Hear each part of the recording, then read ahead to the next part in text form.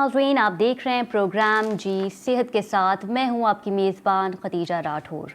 नाज़रीन, जब हम कहते हैं जी सेहत के साथ तो हमारा मकसद ना सिर्फ हमारी जिस्मानी सेहत से जुड़ा होता है बल्कि हमारी दिमागी सेहत भी इसके मुतहामिल होती है। माजी में होने वाले नाकाबिल फरामोश वाक़यात हमारे ज़हनों में घर कर जाते हैं और हमारी आने वाली ज़िंदगी इससे मुतासिर होती नज़र आती है, जिसे हम आम अल्फाज में एंजाइटी या फिर डिप्रेशन भी कहते हैं। ये मर्ज़ हमारे अंदर ही रहता है और काउंसलिंग इसके लिए बहुत मुफीद साबित होती है। जहाँ पे नाज़रीन हम बात करते हैं काउंसलिंग के हवाले से, तो फिर ये सवाल भी किया जाता है कि काउंसलिंग कितनी मददगार साबित हो सकती है या आया हमें फिर मेडिकेशन की तरफ भी जाना पड़ सकता है। तमाम तर चीज़ों पे हम बात करेंगे। हमारे साथ स्टूडियो में मौजूद है थेरेपिस्ट डॉक्टर हुमैरा। बहुत शुक्रिया हुमैरा आपके वक्त का। सबसे पहले तो मैं आपसे ये जानना चाहूँगी, माजी में पेश आने वाले अफसोसनाक वाक़यात हमारी दिमागी सेहत को कैसे मुतासर करते हैं? Thank you very much Khatija. I think बहुत ज़रूरी सवाल पूछा आपने ये, बिकॉज यूजुअली इसके ऊपर लोग इतना रोशनी डालते नहीं, लेकिन फिर वही होता है कि आपके पास्ट इवेंट्स, आपके चाइल्डहुड इवेंट्स, आपके साथ बचपन में कुछ ऐसे जो वाक़यात हों और वो अगर जवानी में या लेट इन लाइफ दोबारा कुछ उसके आसपास हो तो आप री-ट्रॉमेटाइज भी हो सकते हैं जी। तो माजी के आपके जितने भी आपके इवेंट्स रहे हैं, शायद बहुत कॉन्शियसली या वेरी अनकॉन्शियसली ऑल्सो, जो आपको शायद पता भी ना हो कि उसका आपके ऊपर इम्पैक्ट है, वो किसी ना किसी तरीके से आगे फ्यूचर में जाकर आपके ऊपर दोबारा से आपको री-ट्रॉमेटाइज कर सकता है, जिसको हम कभी कभार पोस्ट ट्रॉमेटिक स्ट्रेस डिसऑर्डर भी बोलते हैं कि ट्रॉमा तो हो गया, उससे रिलेटेड स्ट्रेस काफ़ी रहता है जी। तो पिछले इवेंट्स का करंट इवेंट्स पे ज़्यादा असर है as compare to current events का करंट लाइफ पर ही इफेक्ट होना ज़्यादा। अच्छा, हमारे ये भी बताइएगा कि जहाँ पे हम बात करते हैं एंजाइटी डिप्रेशन की, तो वो अफराद जो एंजाइटी डिप्रेशन में मुब्तला होते हैं उन्हें किन तरह के ख्यालात आते हैं, क्या सोचें उन्हें महसूस होती है, क्या सोच उन्हें आती है? देखिए, डिप्रेशन भी बहुत सारी के इकसाम होते हैं उनके। हम एक किस्म के डिप्रेशन को हर एक पे नहीं डाल सकते। क्लिनिकल डिप्रेशन सेपरेट होती है, हेरिडिटरी सेपरेट होती है, सीजनल डिप्रेशन सेपरेट होती है, फिर पोस्ट नेटल डिप्रेशन सेपरेट होती है। तो आपको पहले तो हम क्या करते हैं, एटलीस्ट अपनी लाइन में देखना है कि आपका डिप्रेशन है कौन सा जी। अगर आर्जी तौर का है, थोड़े वक्त के लिए है, किसी इवेंट से रिलेटेड है, तो उसकी ट्रीटमेंट फिर यस काउंसलिंग से या बात करके, या अगर उससे एंजाइटी हो रही है तो बेहतर हो सकता है। लेकिन अगर आपको लगता है 6 महीने से साल 2 साल तक की आपकी डिप्रेशन ठीक नहीं हो रही या किसी भी फैमिली मेंबर के अंदर, तो then that needs an intervention, that needs to be seen then. अच्छा, सीजनल के बारे में भी बताइएगा कि इसे हम कैसे डिफाइन करेंगे हुमैरा? सीजनल जैसे देखें, बहुत से सर्दी वाले मुल्कों में बहुत बारिश होती है, बहुत ठंड होती है, रोशनी बहुत जल्दी ख़त्म हो जाती है, 4 बजे से अंधेरा हो जाता है। सो एक आपको वो पता है ना, कैफियत सी ज़रा ग्लूमी सी कैफियत आ जाती है। सो अ लॉट ऑफ टाइम्स लोग उनसे कुछ ना कुछ इवेंट एसोसिएट करते हैं या सीजन से एसोसिएट करते हैं। आपने सुना होगा लोगों को बोल के देखते हुए कि बारिश में बड़ी खुशी होती है, सर्दी जब अंधेरा जल्दी होता है बड़ी डाउन फीलिंग हो रही है, लो फीलिंग हो रही है। तो यूजुअली सीजन से भी कनेक्टेड लोगों को डाउन फीलिंग, स्ट्रेस या डिप्रेशन किस्म के एग्जाम आ सकते हैं इसमें। और जहाँ पे हम बात करते हैं हेरिडिटी के हवाले से, तो उसमें भी इसी तरह के हम देखते हैं कि एग्जाम मौजूद होते हैं। बिल्कुल, हेरिडिटी के अंदर फिर ये आ जाता है कि आपकी फैमिली में आपके पिछले दादा और परदादा कितनी पुश्तों में किसको रही थी। देखें, उस टाइम के ऊपर तो ये चीज़ डायग्नोज नहीं होती थी कि डिप्रेशन कोई चीज़ है, लेकिन अब ये है कि अगर आप देखें तो काफ़ी लोगों को अवेयरनेस है और वो बता सकते हैं आपको एज क्लाइंट्स ऑल्सो कि हाँ, हमारे फादर को था या हमारी मदर को था, मेरे ग्रैंडफादर भी डिप्रेस रहते थे, वो डाउन रहते थे, हर वक्त सोते रहते थे, बिस्तरे में रहते थे। तो शायद उसको एज वो एग्जैक्ट डिप्रेशन ना डायग्नोज कर सकें, लेकिन उनको सिम्टम्स पता होंगे। तो इसीलिए ये हेरिडिटरी या फिर जेनेटिक या फिर आपके इसको ट्रांस जनरेशनल भी हम बोलते हैं, जो जनरेशन दर जनरेशन आपके तो मैंने इसकी वजूहात क्या होती हैं, जहाँ पे आपने बात की कि हम देखते हैं कि हमारे ग्रैंड पेरेंट्स को थी, फिर हमें हुई, फिर उनके बच्चों को हुई, तो इसकी मेजर वजह क्या हो सकती है? Khatija, sometimes it can be a chemical imbalance also. Depression खाली आपके इन्वायरमेंट से नहीं होती, आपके अंदर एक केमिकल इम्बैलेंस जो ब्रेन में होता है उससे भी होती है। Certain type of hormones which are secreted या केमिकल्स विच आर सिक्रीटेड, उससे आपकी कैफियत के ऊपर बहुत फ़र्क पड़ता है। सो कभी कभार तो ये देखिए, अगर हम ट्रांस जनरेशनल की बात करें, जो हमारे पुर दर पुश चलता हुआ रहा है, तो उस वक्त हालात क्या थे, उस वक्त सिचुएशन एनवायरनमेंट में क्या थी, पार्टीशन हो रहा था, मर्डर्स हो रहे थे, रिलीजियस फैक्टर्स थे। It could be so many external factors, it could be a lot of internal factors, it could be chemical imbalances as well. तो उस वक्त मे भी डायग्नोज करना मुश्किल हो उसका इलाज करना, लेकिन अब बिकॉज टेस्टिंग ज़्यादा आ गई है, असेसमेंट्स हो गए हैं, तो अब ज़्यादा ईजी है ज़्यादा। अच्छा, बच्चों में भी हम बात करेंगे कि बच्चों में भी इसका असर कैसा पड़ता है कि उमैर हम देखते हैं कि पेरेंट्स का झगड़ा हो जाना, और फिर हम देखते हैं कि छोटे बच्चों जब ये देखते हैं कि उनके पेरेंट्स डिवोर्स हो गए हैं, सेपरेशन हो गई है, तो उनका असर जो है वो उनकी लाइफ पे बहुत ज़्यादा पड़ता है। और फिर हम देखते हैं कि वो बच्चे जो है जब एक एज में आ जाते हैं, अडल्ट हो जाते हैं, तो वो कहते हैं कि हमें शादी नहीं करनी, क्योंकि उन्होंने अपने पेरेंट्स को कभी साथ नहीं देखा, वो शादी जैसी किसी चीज़ में बिलीव नहीं करते। तो इससे किस तरीके से आप डिफाइन करेंगे ये चीज़ हमारी दिमागी सलाहियतों के साथ किस तरीके से खेल रही है? खदीजा, सबसे पहले तो अगर आप एक चीज़ देखें कि मामूल से हट के कोई चीज़ अगर होना, मतलब नॉर्मल लाइफ के अलावा अगर कुछ आपकी ज़िंदगी में चल रहा है, तो देयर कुड बी साइंस कि this could B depression, because sometimes high functioning depression भी होती है। लोग बिल्कुल नॉर्मल हंसते खेलते बाहर आपको नजर आएंगे, नॉर्मल बात करते हुए, काम पे जाते हुए, and you can't make out that they're depressed sorry, this is high functioning depression. But जो आपने चाइल्डहुड टीनेजर्स वाला बोला है, they could also fall in this category, कि वो काम पे तो ठीक है, लेकिन जहाँ रिलेशनशिप बनने में आती है वहाँ उनको प्रॉब्लम होती है। तो ये साइंस एंड सिम्टम्स आ जाते हैं, एंड इसको कैच करने के लिए अगेन काउंसलिंग बहुत काम आती है। लेकिन जिस तरीके से फिर बच्चों के ऊपर असरात पड़ते हैं, वो बिल्कुल या तो अपने आप को सेल्फ आइसोलेट कर देंगे, या तो बिल्कुल ही सोशल हो जाएंगे। सो कोई भी किस्म का एक्सट्रीम बिहेवियर अगर आपको नजर आए, तो there could be signs of a dysfunctional family being there. बच्चा ट्रॉमा के थ्रू गुजर रहा है या डिप्रेशन के थ्रू गुजर रहा है, तो शायद उनको खुद पता ना हो, जो उनको खुद पता ना हो। बिल्कुल ठीक है नाज़रीन, एंजाइटी डिप्रेशन के कितने स्टेजेस होते हैं, इस पर मज़ीद भी बात करेंगे after a short commercial break. Stay with us.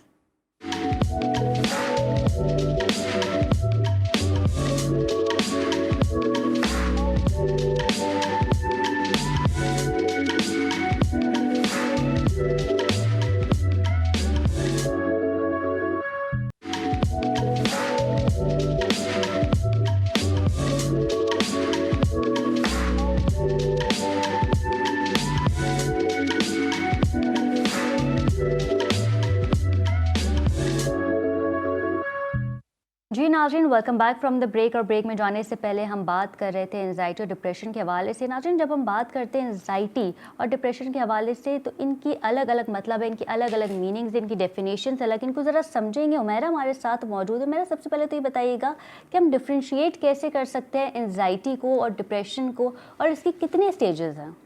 Okay, anxiety भी काफ़ी स्ट्रेस रिलेटेड होती है। ठीक है। अब अ lot of people don't understand कि स्ट्रेस भी दो किस्म के होते हैं। एक अच्छा स्ट्रेस होता है, एक बुरा स्ट्रेस होता है। अच्छा स्ट्रेस इज़ ओके, यानी शादी हो रही है घर में, ग्रेजुएशन है, आपने सुबह काम पर पहुंचना है, दैट्स हेल्दी स्ट्रेस, जिसको हम यू स्ट्रेस भी बोलते हैं। वो चीज़ें आपके अंदर शायद थोड़ी सी घबराहट पैदा करे, लेकिन वो सेटल डाउन हो जाता है टाइम से, for the timing. So stress is not all that bad. अब हम जो दूसरे स्ट्रेस की बात कर रहे हैं, इसको डिस्ट्रेस बोलते हैं हम। अगर वो बहुत ज़्यादा हद से बढ़ जाए, तो फिर वो एंजाइटी कॉज करना शुरू कर देता है। यानी अगेन आपके ब्रेन के अंदर कॉर्टिसोल एक केमिकल होता है, वो रिलीज़ होना शुरू हो जाता है। आपकी हार्ट बीट एंजाइटी के अंदर तेज़ हो जाती है, आपके पाम्स स्वेटी हो जाएंगे, आपको घबराहट होगी, आपको सांस नहीं आएगा। तो ये चीज़ देखना है कि एंजाइटी की कैफियत एक थोड़ी शॉर्ट टर्म के लिए होती है। It's connected with an event that is suppose to happen. Let's say किसी ने अभी टीवी शो पर आना है और उनको नर्वसनेस हो रही है, स्ट्रेस हो रहा है, तो उनको पैल्पिटेशन होगी, हाथ कप शॉर्ट टर्म के लिए होगा, फिर ठीक हो जाएगा। बट देन एंजाइटी में कभी कभार किस्म भी होते हैं, एग्जाम डिफरेंट होते हैं। एक जनरलाइज एंजाइटी भी होती है। किसी इंसान को इसको हर एक चीज़ से एंजाइटी हो, कहीं भी पहुंचने से, कुछ भी करने से, किसी भी इवेंट से पहले से, बस उसको स्ट्रेस और एंजाइटी ही होता रहे, फिर उसका फॉर्म हो जाता है जनरलाइज्ड एंजाइटी डिसऑर्डर, जिसको हम गैड भी कहते हैं। लैक ऑफ कॉन्फिडेंस भी तो कह सकते हो मेरा। यस, वो यही होता है ना कि जैसे आपके चाइल्डहुड ट्रॉमाज होते हैं, आपके चाइल्डहुड वुंड्स होते हैं, आपकी चाइल्डहुड स्टकनेस होती है, वो इतनी ज़्यादा फिर इनग्रेन होकर डीप रूटेड हो जाती है कि उसको क्योर करते करते फिर ये एक डिसऑर्डर के फॉर्म में आ जाता है। Depression is usually a state, जिसके अंदर आप एक कैफियत में आप लंबे वक्त तक रहें। उसके अंदर फिर ये नहीं होगा कि आपने कहीं जाना है तो आपको डिप्रेशन हो रही है, या आपको लेट्स से घबराहट हो रही है किसी एक पॉइंट पे। वो एक कांस्टेंट सी कैफियत रहती है जो चलती रहती है। सो ये दोनों चीज़ें डिफ्रेंशिएट करना बहुत ज़रूरी है कि इज़ इट इवेंट रिलेटेड, या आपकी एक लॉन्ग टर्म कैफियत थी पिछले एक हफ्ते से, 6 महीने से, साल से, आपको एक लो फीलिंग हो रही है और आपसे बिस्तर से निकला नहीं जा रहा, आपसे बात नहीं की जा रही, आपसे सोशलाइज नहीं किया जा रहा, आप जो नॉर्मल अपने काम करते थे वो आपसे नहीं हो रहे, तो हर चीज़ में रुकावट आ रही होती है। Anxiety will be there for a certain time of period, and then for a short time, and then it will go away. और डिप्रेशन के कितने स्टेजेस होता है? अगर हम बात करें कि वर्स्ट से वर्स्ट स्टेज क्या होता है डिप्रेशन का? वर्स से worse it can get very worse, it can get so worse कि आप बिस्तर से निकल नहीं सकते for days and days. So I have had clients जिन्हें सेशन स्केड्यूल किए थे अपने, बिल्कुल गायब हो गए, कांटेक्ट नहीं किया, फिर 3 दिन के बाद या 4 दिन बाद या हफ्ते बाद उनका मैसेज आया कि आई एम सो सॉरी कि मैं इतना सिवियर डिप्रेशन के थ्रू गुजर रही थी कि मैं बिस्तर से नहीं निकल सकी, मुझसे आपसे मैसेज भी नहीं हो सका. सो यू सी इतने एक्सट्रीम पर भी जाता है कि आप हफ्तों हफ्तों बिस्तर से नहीं निकलेंगे, वहीं आप कुछ खा लेंगे या आप पानी पे गुजारा कर लेंगे या आप उठ के थोड़ा खा के फिर लेट जाएंगे. बट वो जो मैंने आपको पहले बात बोली थी कि आपकी नॉर्मल ज़िंदगी, मामूल के मुताबिक वाली ज़िंदगी, जब वो डिफ़र करने लग जाए, जब वो अफेक्ट करने लग जाए, देन यू नो कि सिवेरिटी भी आ रही है. On a short term basis a lot of people से कि मैं कल रात बहुत डिप्रेस थी बट आज I am fine. So there must be a reason कि मैं क्यों डिप्रेस थी, मेरे साथ ये वाकया हो गया, तो फिर उसका एक शॉर्ट टर्म में आपने बताया कि मैं डिप्रेस थी और उसके बाद फिर इसकी काउंसलिंग है और फिर वो जो खवातीन है जो भी वो बेहतर की आप ये देख सकते हो. अगर यस आई एम सॉरी मैं एक्सट्रीम पे चली गई थी, एक्सट्रीम इसका क्या होता है, बट अगर आप स्टार्टिंग देखो तो अगेन आप नॉर्मेलिटी से कट के रहोगे, आप दोस्तों को रिस्पॉन्ड बैक नहीं करोगे, आप सोशल इवेंट्स में कॉलर भी हमारे साथ मौजूद हैं. जी अस्सलाम वालेकुम, कौन बात कर रहा है, कहाँ से? वालेकुम सलाम, अली बाबर बात कर रहा हूँ शिकारपुर से. जी सवाल कीजिए. सवाल ये है मेरा डॉक्टर साहब से कि मुझे भी ये डिप्रेशन का थोड़ा असर था, तो मैंने डॉक्टर से रुजू किया 5 साल पहले. ठीक है. तो उसने मुझे एक पेरोक्सा 20 मिलीग्राम की टेबलेट दी. तो वो उसने मुझे पहले तो सुबह शाम को बोला हाफ टेबलेट. अभी जो है मैं आधी टेबलेट सुबह को खाता हूँ. अगर नहीं खाता हूँ तो थोड़ा मुझे ऐसे महसूस होता है कि वो असर है. तो अभी मैं क्या इस टेबलेट को कंटिन्यू रखूं या कुछ चेंजिंग करनी है या फिर डॉक्टर से रिव्यू करना है, मुझे जरा ये बताएं. दवाई का तो मैं आपको बिल्कुल नहीं बोलूँगी कि अभी आप रोकें, बिकॉज आपके जो साइकाइट्रिस्ट या डॉक्टर ने जो आपको प्रिस्क्राइब किया हुआ है आप डेफिनेटली उन्हीं से उसको रुजू रखें. लेकिन what I would suggest is कि अगर आप इसमें काउंसलिंग या थेरेपी ऐड कर लें, आपके एरिया में आपके आसपास करीब भी कोई अच्छी काउंसलर या अच्छा थेरेपिस्ट हो, उससे ज़रूर बात करें. बिकॉज अगेन यू सी दवाई तो आपके केमिकल इम्बैलेंसेस को जो ब्रेन में अगर होंगे उसको टैकल कर लेगी, लेकिन जो रीज़न है शायद कोई बचपन का कोई वजह है, कोई सेल्फ वर्थ है या कोई यू नो इनसिक्योरिटी का इशू है या फाइनेंशियल, जो भी आपके इश्यूज हो रहे हो जिस किस्म के भी, वो आप बात के थ्रू क्लियर कर सकते हैं अपने थेरेपिस्ट के साथ. उसका एक सेपरेट एक इम्पैक्ट पड़ता है, दवाई का एक सेपरेट इम्पैक्ट पड़ता है, लेकिन दोनों together are a very good combination. So दवाई तो आप ले ही रहे हैं, वो जिससे कि थोड़ी सी काउंसलिंग भी अगर करा लें आपके लिए अच्छा हो जाएगा. अच्छा, मेडिकेशन के ऊपर भी आपसे बात करेंगे हुमैरा, लेकिन जहाँ पे आपने बात की कि वर्स्ट से वर्स्ट सिनेरियोज ये होते हैं कि हम बिस्तर से नहीं निकलते, बेड से नहीं उठते, इवन हम अपने थेरेपिस्ट के पास भी नहीं जाते, तो उस सिचुएशन में, उस कंडीशन में क्या पेशेंट को सुसाइड के भी ख्यालात आते हैं? बिल्कुल, absolutely. You see family support is very important over here. अगर बिस्तरे से आप देख रहे हैं आपके कोई फैमिली मेम्बर है जिनसे नहीं निकला जा रहा, तो आप उनको भी हेल्प करें, सपोर्ट करें, थेरेपिस्ट के पास, साइकाइट्रिस्ट के पास, मेडिकेशन करके पूरा एक टीम काम करती है, उस तरफ ले जाएं. लेकिन कभी अगर ये फैमिली सपोर्ट ना हो, जिसको हम फैमिली रिसोर्स भी बोलते हैं, तो ये होपलेसनेस, नाउमीदी, ये सारी चीज़ें इतना अबंडेंस में हो जाती हैं, इतना बढ़ जाती हैं कि इंसान को लगता है उनके पास और कोई रास्ता ही नहीं है एक्सेप्ट अपनी जान ख़त्म करने का. मतलब वो इतना नाउमीदी इतनी ज़्यादा बढ़ जाती है, अपने ऊपर ब्लेम करना, अपने आप को हर चीज़ के ऊपर बोलना कि कसूर मेरा था, दूसरों को ज़िम्मेदार ठहराना, अपने आप को ज़िम्मेदार ठहराना, ये दिमाग में इतनी थॉट्स ज़्यादा हो जाती हैं कि पीपल थिंक कि it's become so painful to sit with it. इतना ये बर्दाश्त से बाहर हो जाता है कि लोग फिर सेल्फ हार्म या सुसाइड की तरफ फिर जाते हैं. बिल्कुल ठीक है. कॉलर मौजूद है हमारे साथ. जी अस्सलाम वालेकुम, कौन बात कर रहा है, कहाँ से? जी मैं तंजीला बात कर रही हूँ लाहौर से. अच्छा, मैं एंजाइटी के लिए मेडिसिन ले रही थी और अब वो ख़त्म हो गई है. यानी मेरी साइकेट्रिस्ट ने ये कहा है कि now I can and that, क्योंकि मैं 4 मंथ से ले रही थी, तो उसको मैं ग्रेजुअली टेपर ऑफ कर रही हूँ. लेकिन उसके साथ ही मुझे कहीं ना कहीं ये खौफ अभी भी है कि अगर मैंने ये छोड़ दी तो क्या मैं दोबारा से फिर बैक टू स्क्वायर वन चली जाऊँगी, या मतलब जो मुझे एंजाइटी पहले थी और डिप्रेशन थी, क्या ऐसा पॉसिबल है कि जब आप मेडिसिन छोड़ते हैं तो ये दोबारा आपको रिलैप्स हो सकता है? आई थिंक आपका बिल्कुल खौफ जो है, जो फेयर है, इट्स वेरी वैलिड.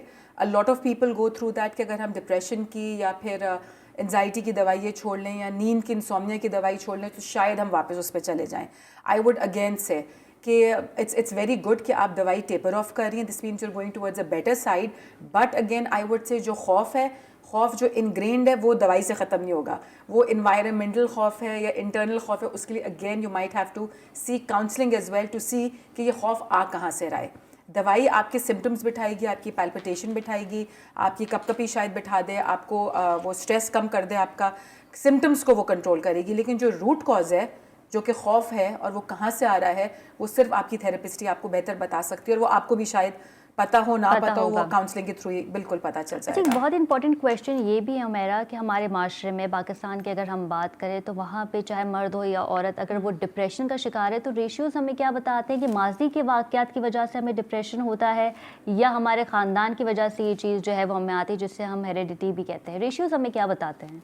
रेशो तो यूजुअली इन्वायरमेंटल ज़्यादा है और बहुत कम होता है कि ट्रांसजेनरेशनल हो, कि फैमिली हेरिडिटरी की तरफ से हो। मसला ये पड़ जाता है खतीजा कि डिप्रेशन चाहे जो भी हो, उसके साथ इतना शेम अटैच्ड है for the people who are going through it, इतना उसको अंडरमाइन कर देते हैं कि नहीं कुछ तुम्हारे साथ कुछ बुराई नहीं है, कुछ नहीं है, बस ठीक हो जाओगी, बस नमाज पढ़ लो ठीक हो जाओगी। ठीक है, namaz is very important, no doubt it's a very critical tool, but खाना खा लो, लोगों से मिल लो, ये कर लो, सबके जो एडवाइजेस होते हैं ना दे रियली डोंट हेल्प। सो अगर कोई आपको कंप्लेन करता भी है कि मुझे डिप्रेशन है या I am feeling low, please take that person seriously. उसको अंडरमाइन नहीं करें, उसको शेम ना करें कि क्या तुमको हर वक्त ही डिप्रेशन होती है, तुम हर वक्त ही बिस्तरे में होते हो, तुम हर वक्त ही हो। This is a lot of information for the family कि अगर कोई किसी की जहनी तवाज़ुन या किसी के नफ्सियात अगर बहुत ही ऊपर नीचे चल रहे हैं तो ये फैमिली का काम है कि आप सपोर्ट करें, सही तरह उनको गाइड करें, सही इंसान के पास ले जाएं कि वो उस कैफियत से निकले, रादर देन उनको आप शेम करें, आप उनको शर्मिंदा करें कि हमने तो इतने आराम से अगर हमें कोई बड़ी बीमारी हो जाती है, मेरा में कैंसर हो जाते हैं, दीगर बीमारी जो, तो हम बताते हैं कि हम इस स्टेज पे हमें ये बीमारी, लेकिन जब हम बात करते हैं मेंटल हेल्थ के हवाले से तो हमें बहुत शर्म आती है माशरे में बताते हुए कि हम एक नफ्सियाती जो है मर्ज से गुजर रहे। इस पर मजीद भी बात करेंगे, साथ ही आपके लाइव कॉल लेंगे after a short commercial break. Stay with अस।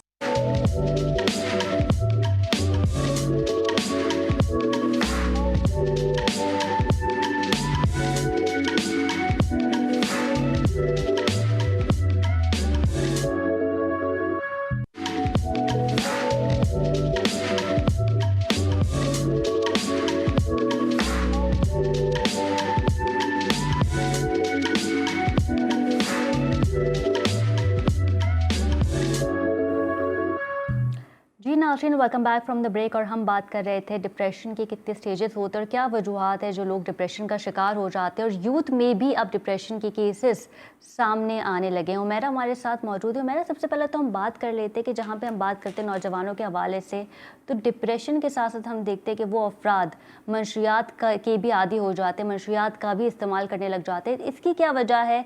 जो अफराद डिप्रेशन में है तो क्या हम आने वाले टाइम में देखते हैं कि वो ड्रग्स का भी इस्तेमाल कर सकते हैं, ड्रग्स के भी आदी हो सकते हैं? ज़रूरी नहीं है कि डिप्रेशन वाले ही खाली ड्रग्स करें, एंड ज़रूरी नहीं कि खाली बच्चे जो डिप्रेस्ड हैं वो वही ड्रग्स करें। पर चांसेस ऐसे हो जाते हैं कि अगर वो ठीक ना हो तो फिर एक टाइम बाद वो ड्रग्स पे आ जाएं। हाँ खतीजा, सी बैकग्राउंड अगेन जैसे हमने जो पहले बात की थी डिसफंक्शनल फैमिलीज़ की, अगर फैमिलीज़ में ही आपके इतना डिसफंक्शन आ रहा है, पेरेंट्स लड़ रहे हैं, निगलेक्ट है, अबैंडनमेंट है, बच्चे सही से लुक आफ्टर नहीं हो रहे, तो वो एक सर्टन एज पे जाके जब उनको जो लैकिंग घर के अंदर है, जिस केयर की, अगर वो बाहर से मिलती है दोस्तों के साथ, पेयर्स के साथ, एक ये रीज़न भी बहुत होता है कि बच्चों को फिर एक्साइटमेंट होती है टीनेजर्स को कि ट्राई करें कि ये है क्या ड्रग चीज़, इससे होता क्या है। When they tried the first time, वही बात है कि वो पेन, इमोशनल पेन आपका नम कर देता है, द थॉट्स, द फीलिंग्स के घर से हमें टाइम नहीं मिलता, रिजेक्शन है या हमारा डिसफंक्शनल फैमिली है, पेरेंट्स लड़ाई कर रहे हैं, तो ड्रग्स की तरफ जाना एक स्केप होता है for teenagers. Yes, sometimes depression में भी वो पढ़ के पैरेलल दोनों जा सकते हैं, को डिपेंडेंसी हो सकती है इसकी, ड्रग्स एंड डिप्रेशन दोनों आपको मॉर्बिडिटी जिसको बोलते हैं वो भी हो सकता है कि एक बंदे को दोनों चीज़ें हैं, एंड ये नहीं कि वो ड्रग्स ले रहा है डिप्रेशन के खातिर या डिप्रेस है ड्रग्स के लिए, it could both go hand in hand. लेकिन ज़्यादातर टीनेजर्स ये क्यों करते हैं? Because social media depression is very real. इतने मेरे पास भी टीनेजर्स आते हैं जो काउंसलिंग के लिए आते हैं, वो यही बोलते हैं कि हम दूसरों की लाइफ देखते हैं सोशल मीडिया पे, एंड वो इतनी अमेजिंग लग रही होती है, हम दूसरों के ग्रेड्स देखते हैं, दूसरों की लाइफस्टाइल देखते हैं, but you see that's not all true. जो आप अपना बेस्ट ही दिखाते हो ना, तो वो ये चीज़ नहीं समझते कि जो वो देख भी रहे हैं वो किसी अगले का बेस्ट ही देख रहे हैं। कोई अपनी प्रॉब्लम तो पोस्ट नहीं करता ना कि हमारे साथ ये इशू हो रहा है। सो विद टीनेजर्स, बिकॉज उनका ग्रोथ का वो सर्टन एक फेज चल रहा होता है, डेवलपमेंटल फेज चल रहा होता है, तो उनके लिए चीज़ें बहुत इंपॉर्टेंट हो जाती हैं। आइडेंटिटी फॉर्म करना, तो ये दूसरों को देखकर फिर जब अपनी आइडेंटिटी फॉर्म कर रहे होते हैं और उस फेज में नहीं आ सक रहे होते, तो सोशल मीडिया डिप्रेशन से बच्चे बहुत डाउन हो जाते हैं। अच्छा, मेरा जहाँ पे हम बात कर रहे थे ड्रग्स के हवाले से, तो साथ ही साथ ये भी बताएगा कि वो पेशेंट्स, वो अफराद जो ड्रग्स के आदी हो चुके हैं, तो जब वो काउंसलिंग के लिए आते हैं थेरेपिस्ट के पास, तो उनकी काउंसलिंग किस तरीके से की जाती है, या फिर हमें इनको मेडिकेशन की तरफ भेजना पड़ता है ऐसे पेशेंट्स को? तो सी ड्रग्स के ऊपर भी वी आर डिपेंडिंग कि कौन सा वो ले रहे हैं और कितनी सिवियरिटी है। अगर बहुत सिवियरिटी है तो कभी कभार हम एज थेरेपिस्ट उनको रिहेबिलिटेशन का बोल देते हैं, जो कि रिहैब में एडमिट होने के लिए। बिकॉज रिहैब में फिर क्या होता है, अच्छे रिहैब के अंदर कि आपकी इन्वायरमेंट सिक्योर होती है, आप यू आर मॉनिटर्ड। देन अगर आपका ड्रग विड्रॉल हो भी रहा है तो मेडिकेशन से वो कवर हो जाता है, वो ग्रुप थेरेपी से हो जाता है, वो आर्ट थेरेपी से हो जाता है, आपकी 1-on-1 काउंसलिंग से हो जाता है। लेकिन इफ़ यू फील कि अगर इतना ज़्यादा सिवियरिटी नहीं है ड्रग यूज़ की, काउंसलिंग के साथ साथ उसमें मेडिकेशन इसीलिए आती है बिकॉज अगेन वही बात है खदीजा कि आपके ब्रेन के न्यूरोट्रांसमीटर्स के साथ ये ड्रग्स काम करते हैं, एंड ड्रग को हम एज द अदर ड्रग भी लेते हैं, and medication is also a drug. तो वो उसको बैलेंस आउट जब कर देता है, ड्रग का इफेक्ट कोकेन हो गया, हेरोइन हो गया, इस टाइप के हो गए, मेडिकेशन उसको जब लेवल आउट कर देता है तो फिर काउंसलिंग करना आसान होता है। But initially it's very difficult. Initially जब क्लाइंट्स आते भी हैं वो इतना ब्रेन फॉग होता है उनका, इतना डिस्प्लेस्ड होते हैं, they're in such a bad space unfortunately, कि उनके साथ काउंसलिंग की वो इफेक्ट आती भी नहीं है जो कि किसी रेगुलर इंसान के साथ शायद आए। So initially yes, medication is very important if you want to wean off, and again अपने self esteem पे काम करना। मेरा कॉलर भी हमारे साथ मौजूद है। जी अस्सलाम वालेकुम, कौन बात कर रहा है, कहाँ से? वालेकुम जी, मैं जाहिर बात कर रहा हूँ कराची से। जी सवाल कीजिए। सवाल ये है जी कि हम लोग मियाँ बीवी हैं, आपस में दोनों वर्किंग क्लास से ताल्लुक रखते हैं, और इशू ये है कि हम लोग मियाँ बीवी के दरमियान टकराव बहुत है, बात पे एक दूसरे के साथ आर्ग्यूमेंट्स हो जाते हैं बगैर किसी रीजन के। बीइंग हस्बैंड मैं कोशिश करता हूँ चीज़ें ना हों, लेकिन वाइफ जो है वो भी वर्किंग क्लास से हैं, लेकिन वो ऑल ऑफ सडन उनका मूड चेंज हो जाता है। उसकी वजह ये भी है कि वो ये कहती हैं कि आप मुझे टाइम नहीं देते और घर को प्रॉपर टाइम नहीं देते, और बिकॉज ऑफ फाइनेंशियल बर्डन थोड़ा सा काम ज़्यादा करना पड़ता है, तो उस वजह से टाइम दे नहीं पाते। उसके अलावा बच्चे जो हैं वो बच्चे हमारे बच्चे 10 साल 12 साल के हैं। बेटी जो है वो अच्छा परफॉर्म स्कूल में करती है, लेकिन बेटा स्कूल में परफॉर्म अच्छा नहीं करता, और जो सोशल एक्टिविटीज है हमारी वो भी हमारी नहीं है बिकॉज हमारे पास टाइम नहीं होता। तो ये जो बीवी के साथ टकराव है ये खत्म नहीं हो रहा, ये डे बाय डे वर्स हो रहा है। तो इसके लिए मैं डॉक्टर साहब से ये कंसर्न करना चाहूंगा कि आया इट्स अ डिप्रेशन, साइकोसिस। अच्छा, मैं एक चीज़ आपसे ये जानना चाहूँगी कि आपकी जो वाइफ है वो जॉब करती हैं या हाउस वाइफ हैं? वो जॉब करती हैं। जॉब करती हैं और आप भी जॉब करते हैं? जी ठीक है, बिल्कुल ठीक है। बहुत शुक्रिया आपकी कॉल का। अच्छा, मेरा जहाँ पे हम बात करते हैं कि दोनों पेरेंट्स जो है वो जॉब कर रहे हैं, पर ये भी शिकायत होती है कि एक बेटी तो बहुत अच्छा पढ़ रही है, ग्रेड्स आ रहे हैं उसके, लेकिन बेटे की नहीं आ रहे, तो फिर अफेक्ट तो पड़ेगा ना बच्चों के ऊपर। जब दोनों ही पेरेंट्स बाहर निकलेंगे, जॉब करेंगे, तो फैमिली तो फिर मुतासर होती है ऐसे हालात में।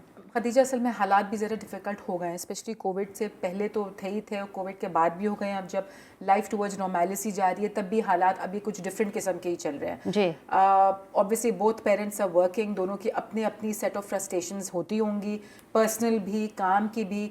दोनों घर लेकर आते होंगे, घर में एक दूसरे के ऊपर ही निकलता होगा बिकॉज ऑब्वियसली दोनों का कंफर्ट लेवल एक दूसरे के साथ ही है।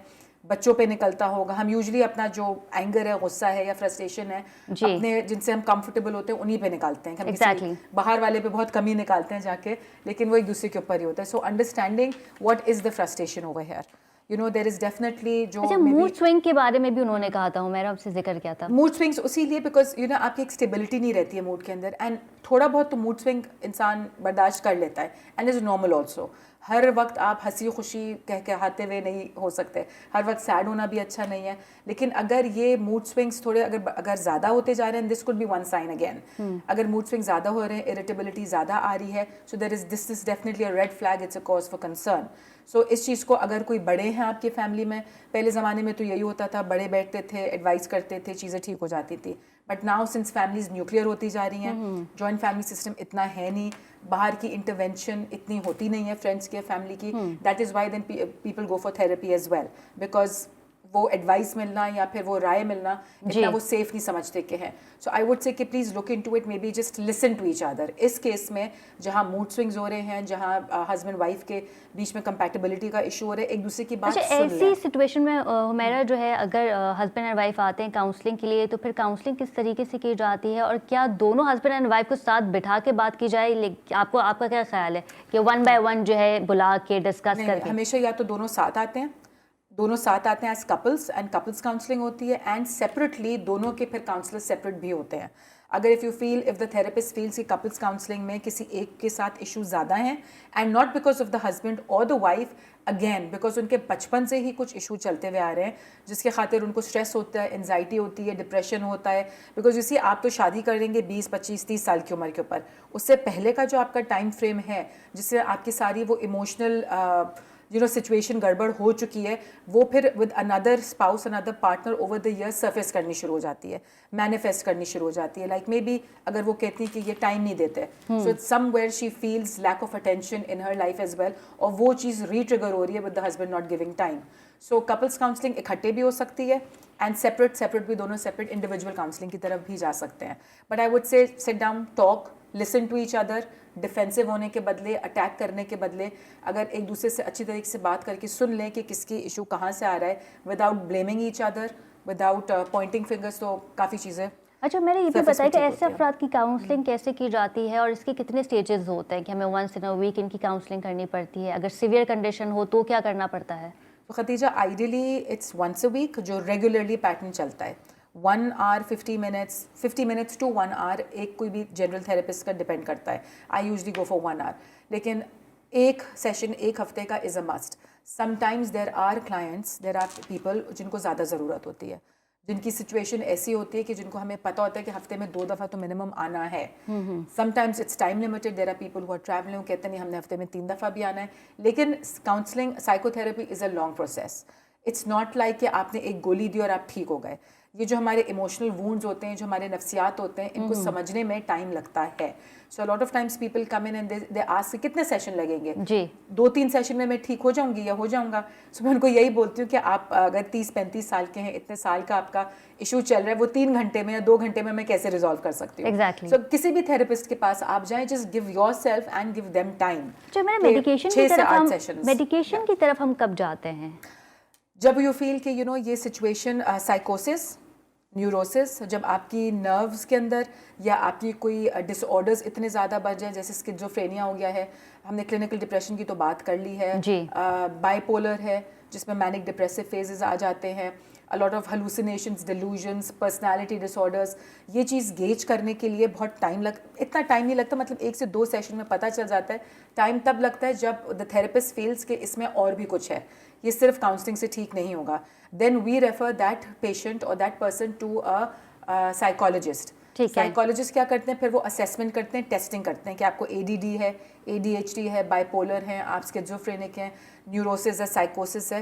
उस टेस्टिंग के बाद फिर वो रिपोर्ट वापस आती है थेरेपिस्ट के पास, ठीक है। एंड देन आपको साइकाइट्रिस्ट के पास रेफर कर सकते हैं, जो आपको उसके लिए मेडिकेशन देंगे। Medication कि जो देते ब्रेन हैं। में आपकी रीवायरिंग है या न्यूरोसिस है, नर्व्स के अंदर है, वो काम डाउन करे, और साथ साथ अगेन तो as a team we work together. So जहाँ लगता है कि हाँ ये सिर्फ काउंसलिंग से नहीं ठीक होगा, तो फिर हम मेडिकेशन की फिर हम- तरफ भी जाते हैं। Exactly. बिल्कुल ठीक है, Psychiatry, बहुत psychology. शुक्रिया हुमैरा आपके वक्त का। जी नाज़रीन, आज हमने बात की एंजाइटी डिप्रेशन के हवाले से, जो कि अब ना सिर्फ बड़ों में बल्कि नौजवानों में भी पाया जाता है।